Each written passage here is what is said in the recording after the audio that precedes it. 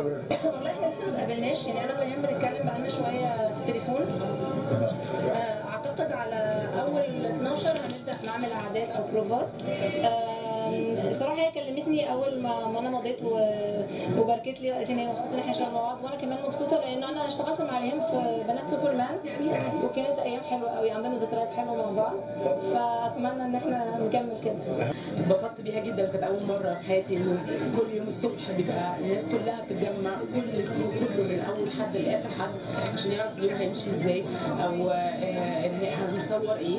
وكنا بنصور الفيلم كله في بيت، فكان ده صعب وممتع في نفس الوقت. اللي تناول حياه الحيوانات المشردة، لما كلمينا برضو عن علاقتك بالحيوانات والحيوانات.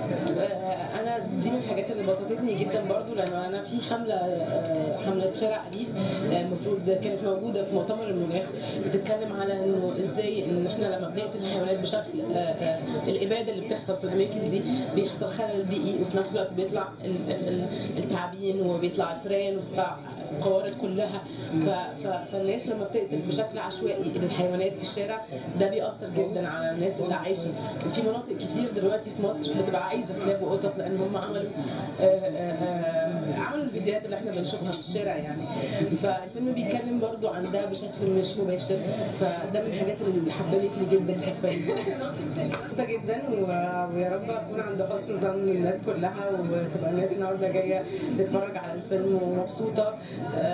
وده الفيلم المصري اللي في المسابقه الدوليه، فدي حاجه حلوه ان الزملاء يبقوا بيشجعوا بعض. بمناسبه النهارده استاذه كامله كل اعمالها بحبها، يعني كل حاجه بتعملها بحبها، لحد بطلوع روح بحب اتفرج عليه جدا.